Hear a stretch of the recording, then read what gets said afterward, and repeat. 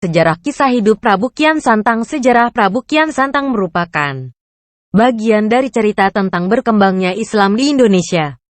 Kian Santang menjadi terkenal terutama di daerah Banten, DKI Jakarta, dan juga Jawa Barat bersama Pangeran Cakrabuana dan Syarif Hidayatullah. Meski begitu, banyak penulis-penulis sejarah yang ragu akan keberadaan ketiga tokoh tersebut. Hal ini karena ada beberapa kerancuan dalam kumpulan sejarah yang ada, seperti misalnya adanya penyamaan antara Fadilah Khan dengan Syarif Hidayatullah. Sementara babat lokal menyebutkan bahwa Fadilah Khan dan Syarif Hidayatullah sesungguhnya adalah orang yang berbeda. Faktor lainnya ialah beberapa sejarawan salah mengambil sumber berita dan atau hanya bergantung kepada informasi yang diberikan oleh catatan orang asing seperti Portugis atau Belanda. Berbagai versi sejarah hidup Kian Santang. Sejarah Prabu Kian Santang dimulai ketika ia lahir pada tahun 1315 dari Prabu Siliwangi dan salah satu prameswarinya yang memiliki nama Dewi Kumalawangi atau Nyi Subang Larang. Kian Santang merupakan anak sulung dari 3 bersaudara, yaitu dirinya sendiri, Dewi Rara Santang, dan Walang Sungsang. Konon katanya, sedari kecil Kian Santang adalah seorang anak yang tangguh sampai ada cerita bahwa ia belum pernah melihat darahnya sendiri dikarenakan belum pernah ada orang yang berhasil melukainya sama sekali. Takjub dengan kemampuannya sendiri, Kian Santang terus mencari siapakah gerangan yang memiliki ilmu jauh lebih kuat darinya. Ketika Kian Santang menginjak usianya yang ke-22 pada tahun 1337 Masehi, ia diangkat menjadi Dalem Bogor.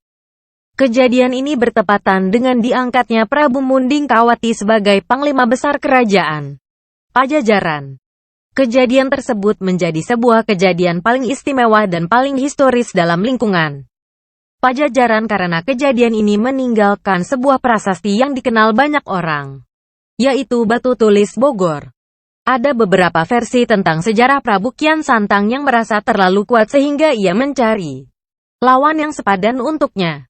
Versi pertama adalah ia meminta ayahnya untuk mencarikan siapapun itu yang bisa mengalahkannya.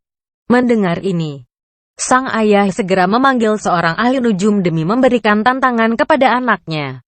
Ketika hampir putus asa karena tidak ada ahli nujum yang mampu memberitahu di mana ada orang yang mampu mengalahkannya, datanglah seorang kakek yang berkata bahwa jauh di tanah Mekah sana ada seseorang bernama Sayyidina Ali yang mampu mengalahkan Kian Santang.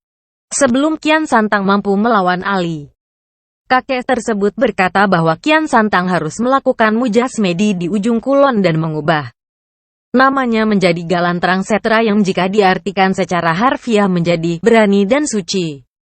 Versi kedua mengatakan bahwa pertemuan Kian Santang dan kakek tua terjadi di dalam mimpi yang berulang berkali-kali, di mana akhirnya sang kakek menunjuk ke arah lautan dan berkata bahwa orang yang mampu mengalahkan Kian Santang ada di seberang lautan.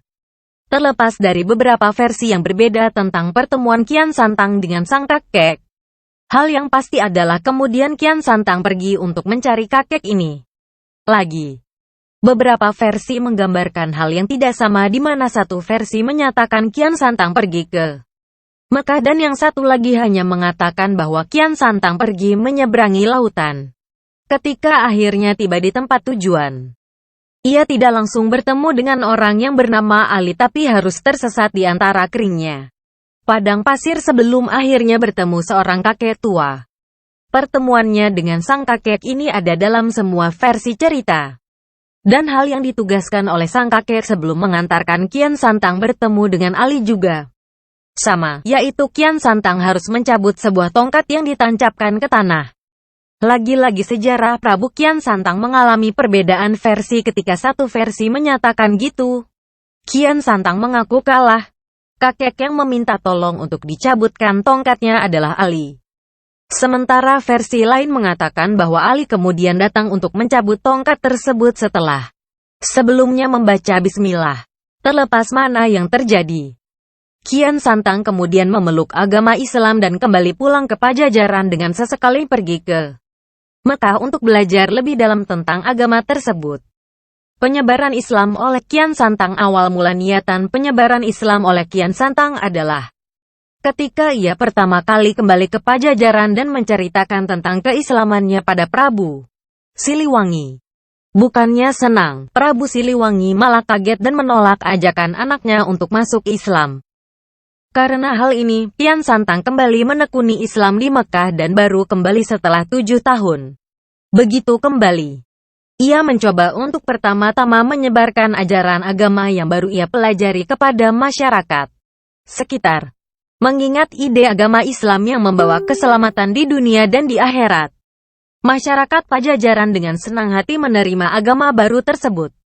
Baru setelah banyak masyarakat yang menganut Islam ia berani memutuskan untuk kembali mengajak ayahnya menganut agama yang ia ajarkan.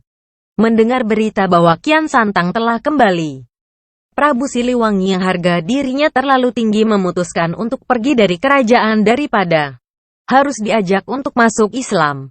Setelah kabur dengan sebelumnya menghancurkan kerajaan, Prabu Siliwangi sempat beberapa kali terkejar oleh Kian Santang.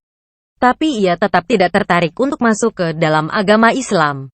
Akhirnya, Kian Santang dengan berat hati kembali ke Pajajaran untuk membangun ulang kerajaan tersebut sambil terus menyebarkan ajaran Islam ke daerah-daerah pelosok.